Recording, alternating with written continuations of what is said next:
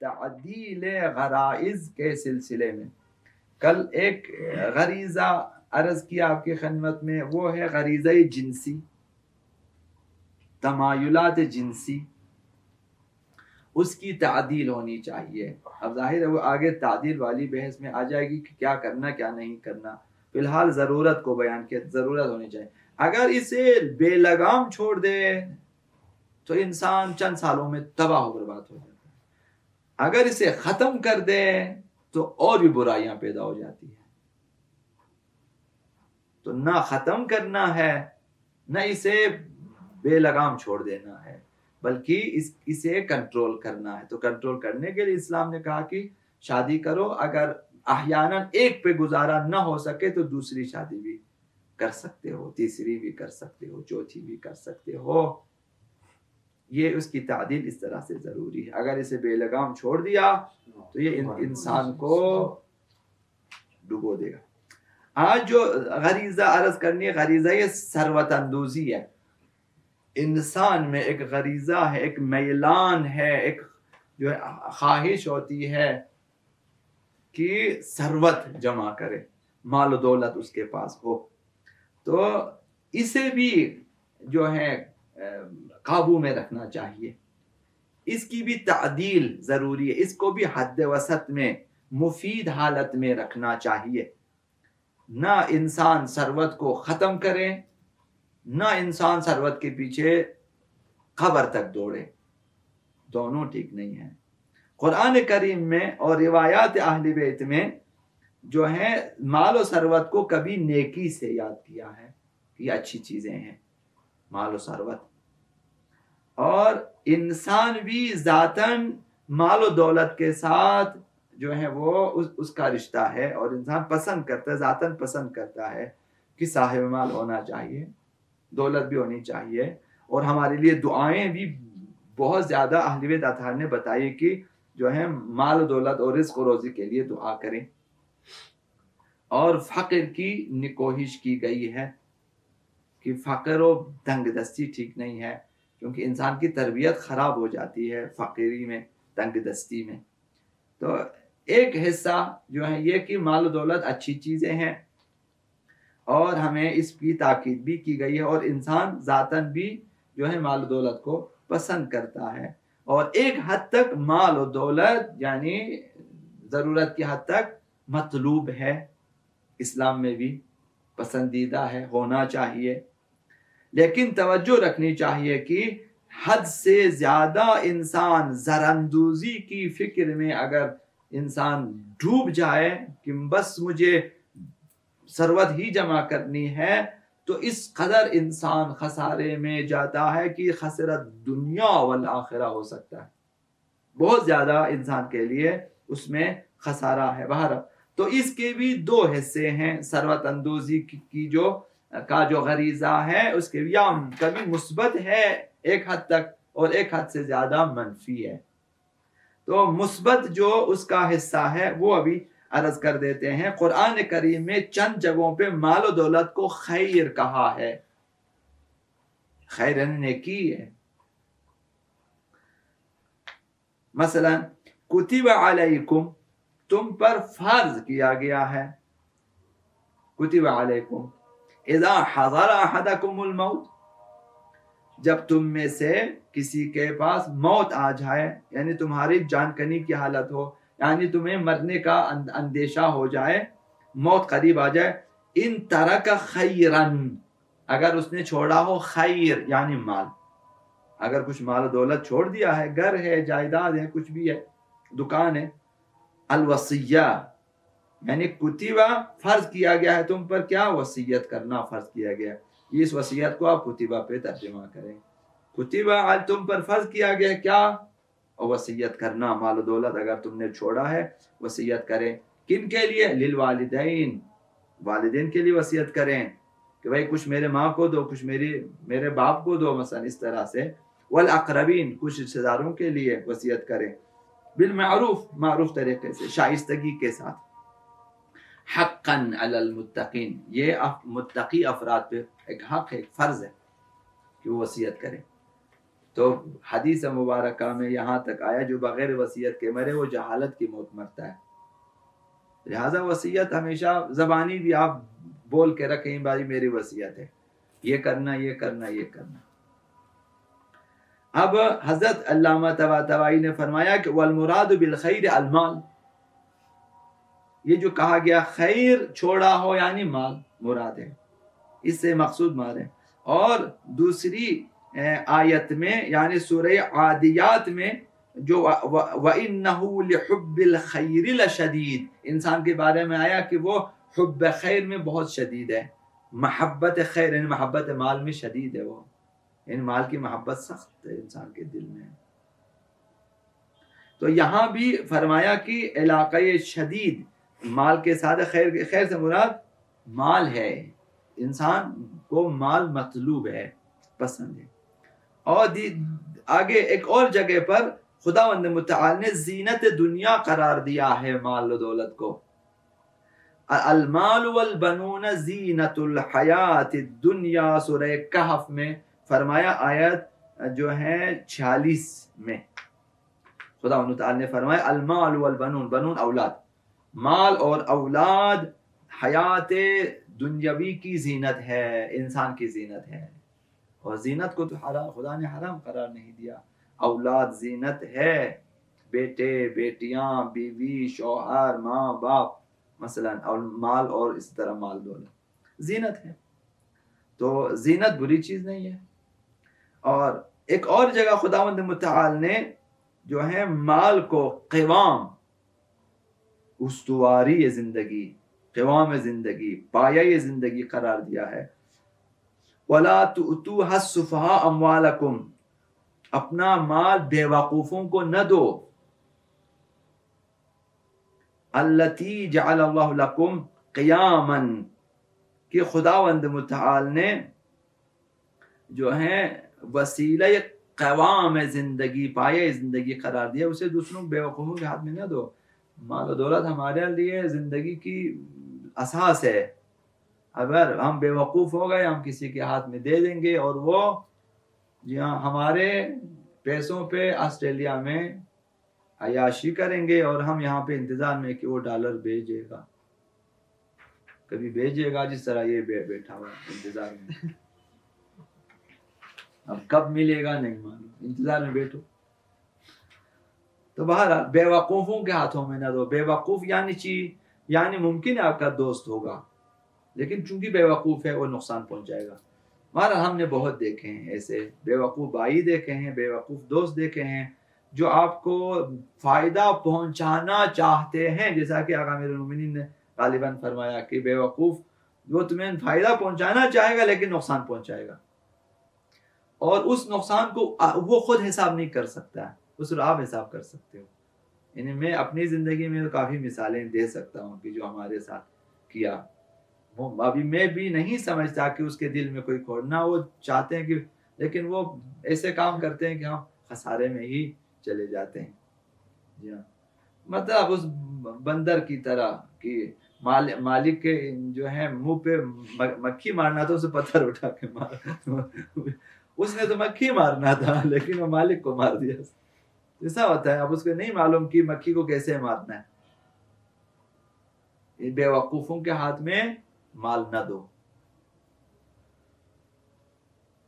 اسی لیے آقا میرے نے فرمایا کہ دوستوں کو ہمیشہ آزماؤ. پہلے آزمائش میں ایک مال ہے، مال لے کر دیکھو، دے کر دیکھو کہ یہ کیا کرتا ہے، اس کے بعد آپ بڑا سودا کرو. اگر یہ چھوٹے چھوٹے رقم میں اتنا دو کہ جو اگر واپس نہ کرے آپ کو تکلیف نہ ہو، آزماؤ چند دفعہ. اس سے بھی لے کر ہم نے بارہا مطلب آزمائے، پہلی بار ہی بالکل جیسے ان کی غبارے کی ہوا نکل کے ٹھنڈی ہو جاتی، وہ جو گرما گرم دوستی تھی وہ ختم ہو جاتی، کیونکہ سمجھتے ہیں کیا مسئلہ. بعض اوقات ایسا ہوتا ہے. تو یہاں پر خداوند نے بتایا کیا لا تؤتوا صبح اموال کو تم نے بے وقوفوں کے ہاتھ میں نہ دیں. الذی جعل اللہ لکم قیاما، تمہارے لیے مال کو قوام زندگی قرار دیا ہے. مطلب یہ ایک ترجمہ ہے کہ وسیلہ یہ پایہ زندگی ہے، تمہاری زندگی کا قیام اسی سے ہے، اس کو بے وقوفوں کا. تو یہاں پر مال کو اساس زندگی اور قوام زندگی قرار دیا ہے۔ خلاصہ اگر مال مشروع اور حلال اور جائز طریقے سے جو ہے راہ حلال سے انسان کے ہاتھ میں آ جائے اور ان دین اور مخلوق خدا کی خدمت کے لیے ہو تو اسلام کی نظر میں بہت ہی ارزش مند ہے۔ حضرت خدیجہ کا مال، حضرت ابو طالب کا مال مثلا اہل بیت اطہار نے کئی دفعہ اپنے گھر کو خالی کر کے دیا لوگوں اللہ کی راہ میں، تو یہ انفاق مثلا عظیم ترین چیز ہے۔ تو حلال طریقے سے ہو اور اللہ کے احکامات کے مطابق مثلا خرچ ہو، خصوصاً اولاد اور رشتہ داروں پہ اگر خرچا جائے تو ارزش مند ہے۔ مال را کز بہر دن باشی حمول، نعم مال صالح خندش رسول۔ اگر مال جو ہے وہ دین کی خاطر ہو تو پھر پیغمبر اسلام نے اسے نعم مال صالح کہا گیا کہ بہترین صالح مال کہا گیا پیغمبر اسلام نے۔ آب در کشتی ہلاک کشتی است، پانی اگر کشتی میں آ جائے تو کشتی ڈوب جائے گی۔ آب اندر زیر کشتی پشتی است، اگر کشتی کے نیچے ہو وہ کشتی کو اٹھا لیں، یعنی پشت پناہ ہی ہے وہ اسی پہ تو پوری کشتی چلتی ہے۔ یہ اتنا فرق ہے۔ تو اگر مال ہمارے اختیار میں ہو تو وہی آب زیر کشتی ہے، اگر ہم مال کے اختیار میں چلے گئے تو آپ درون کشتی ہے۔ یہ بعد مثبت مال کے سلسلے میں، اور بعد منفی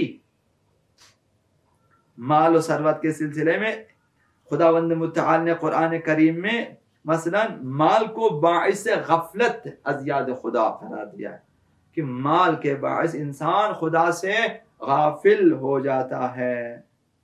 یا ایھا الذین آمنوا لا تلہکم اموالکم ولا اولادکم عن ذکر اللہ، اے اہل ایمان تمہارے اموال اور تمہاری اولاد تمہیں یاد خدا سے غافل نہ کرے۔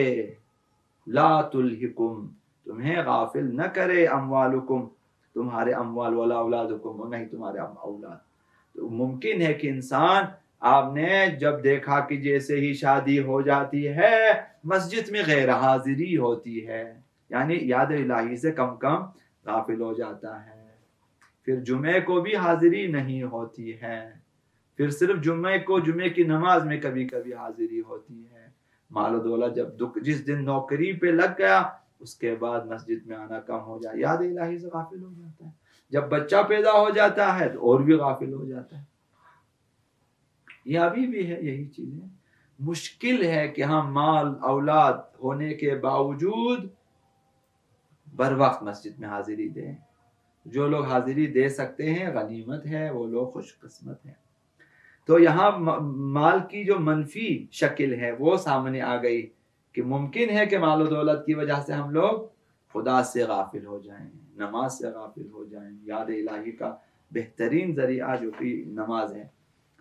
اور دوسری جگہ خداوند متعال ثروت اندوزی کو، یعنی وہ لوگ جو مال و دولت کو جمع کرتے ہیں اور راہ خدا میں خرچ نہیں کرتے، اسے خداوند متعال نے ان کو خبردار کیا ہے، تنبیہ کی ہے، دھمکی دی ہے خداوند متعال نے۔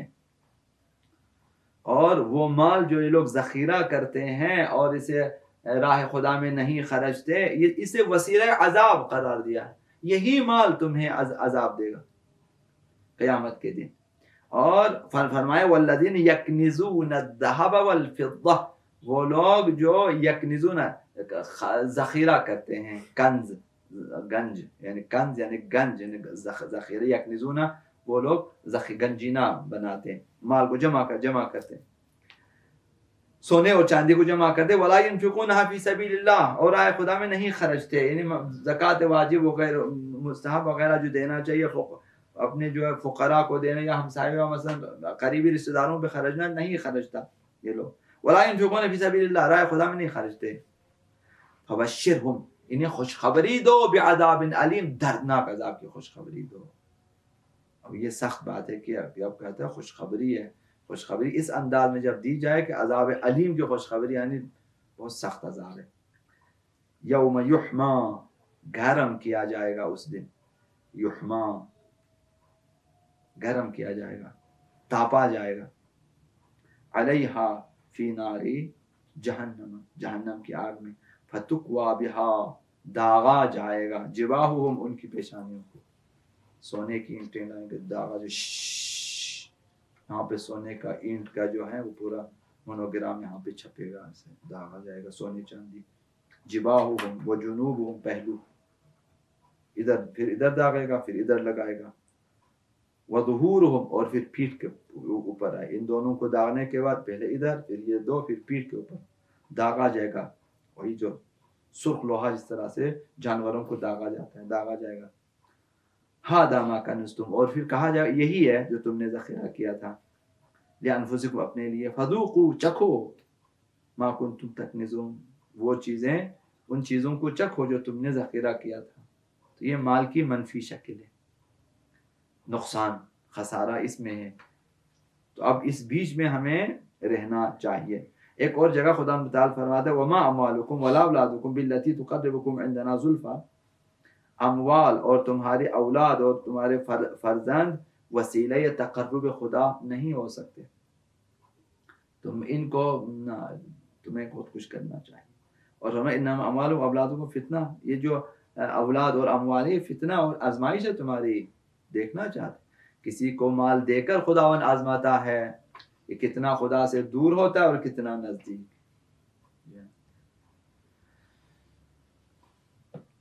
بعض لوگوں کو خداوند متعال اچھی بیویاں عنایت فرماتا ہے تو یہ لوگ مساجد میں آ جاتے ہیں، حرم ائمہ میں جاتے ہیں اور زیارتوں پہ چلے جاتے ہیں اور شکر خدا بجا لاتے ہیں. بعض لوگوں کو جو اچھی بیوی نہیں تو ڈول باجے بجاتے ہیں، رات بھر بجاتے ہیں، ناچتے ہیں تو ناچتے ہیں، دو سے 3 مہینے میں طلاقیں ہو جاتی ہیں. ابھی ناچو، ابھی پھر غصے میں ناچتے ہیں پھر. جی ہاں، یہ ناشکری ہے. تو انما اموالکم و اولادکم فتنہ، مال و اموال فتنہ ہے تمہارے لیے. اسراف کرتے ہو جب مال مل جاتے ہیں، اسراف پہ اسراف، اسراف پہ اسراف. یہ بھی خدا کسی سے مال لے کر خداوند آزماتا ہے، پھر وہ بھی خدا سے دور ہو جاتے ہیں. اس کو دیا مجھے نہیں دیا، اس کو دیا مجھے نہیں دیا، مجھے کیوں نہیں دیا، پتہ نہیں خدا دیتا بھی ہے یا نہیں دیتا. ہماری دعائیں قبول ہوتی ہی نہیں ہیں. وہ خدا کدھر سنتا ہے؟ ہم نے اتنے مسائل، پھر بدگمانیاں خدا کے بارے میں، نعوذ باللہ من ذالک، ایسا ہوتا ہے. بہرحال تو یہ مال کی منفی ایک اور شکل. فرمایا یوم لا ینفع مال ولا بنون، قیامت کے دن مال و اولاد کام نہیں دے سکتی ہیں. الا من اتى اللہ، وہاں تو قلب سلیم لے کر جانا ہوتا ہے قیامت کے دن. یہ بھی اس کا ایک منفی شکل. مال و ثروت روایات میں بھی جو مذمت ہو گئی ہے، آقا امیر المؤمنین علی علیہ الصلوۃ والسلام فرمایا المال مادۃ الشہوات، مال و ثروت مایہ شہوات ہیں، مایہ خواہشات نفس.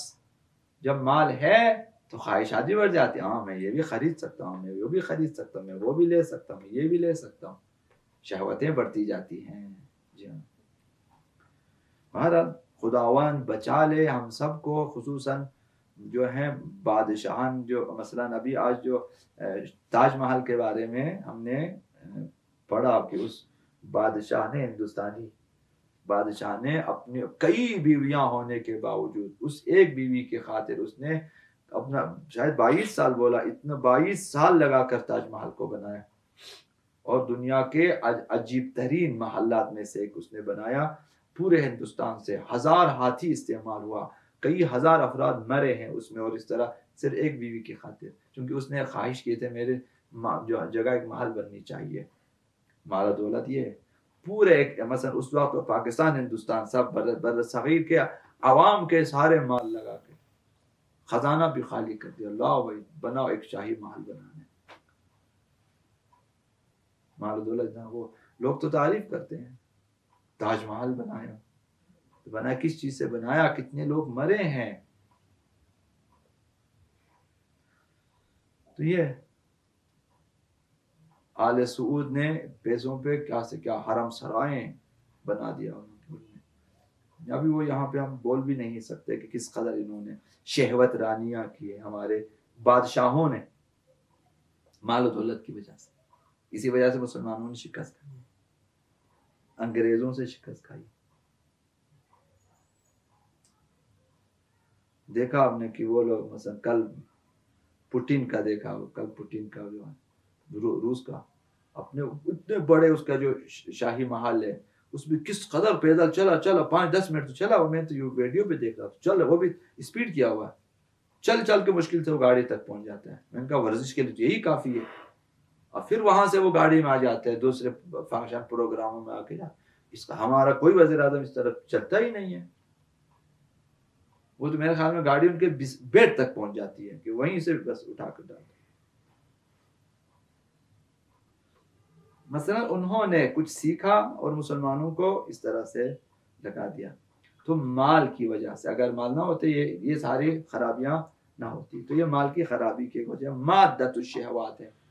جب دیکھتا ہے میں خرید سکتا ہوں تو ٹھیک ہے, خریدتے جاؤ. حتیٰ انسانوں کو خریدتے تھے. اور بھی مثلا جو ہے رونگٹے کھڑے ہونا, یہ تو پھر آسان کا کلمہ ہے.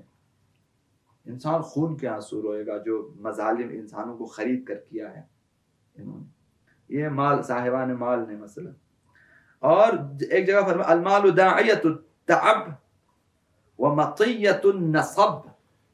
مال رنج آور ہے اور ناراحتی کی سواری ہے. جب مال زیادہ ہو ناراحتی زیادہ ہے. جب آپ دیکھیں گے کہ آپ کے پاس سائیکل آ گیا تو آپ سوچیں گے اب اس کے بارے میں. جب پہلے سائیکل نہیں تھے آرام سے, سائیکل ہے اس کو کدھر رکھیں گے؟ بازار میں چوری ہو جائے, پھر گم ہو جائے, پھر کدھر رکھیں گے؟ ایک پنکچر ہونے پر تکلیف ہو جاتی ہے انسان کو, اس کا بریک فیل ہو جائے پھر تکلیف ہو جاتی ہے.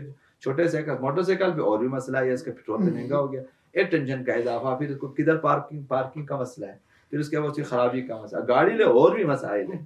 پھر اگر کئی گاڑیاں ہوں تو پھر اور مسائل ہے, پھر ڈرائیور کا خرچہ, اس کا خرچہ, اس کا خرچہ, ٹینشن ہے ٹینشن. یہ ناراحتی کی سواری ہے یہ انسان کو ہمیشہ.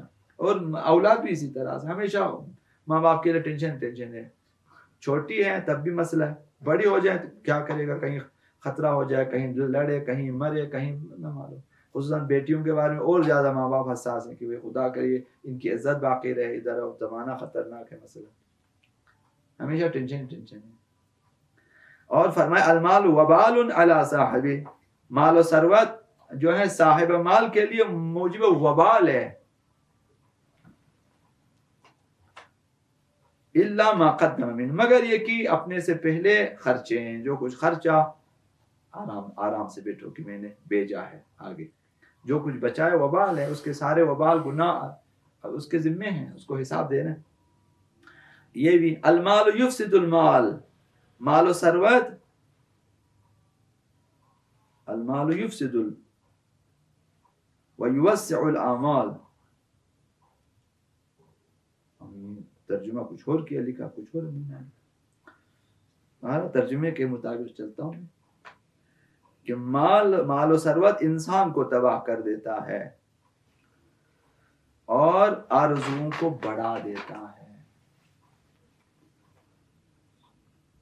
تو یہ مال و ثروت کے بارے میں اس کی بھی تعدیل ضروری ہے. فی الحال تو صرف مثبت منفی جو ہیں جہتوں کو بیان کیا, پھر آگے اس کے بارے میں آ جائے گی کس طرح سے اس کو میزان میں رکھنا ہے کہ منفی چیزیں کم سے کم ہو جائیں, مثبت چیزیں اس کی زیادہ, اس کی تعدیل بھی ضروری ہے. تو تیسری آرزوہا یہ بے حد حاصل انشاءاللہ کل آپ کی خدمت میں عرض ہوں گے. محمد و آل محمد صلی اللہ علیہ وسلم. محمد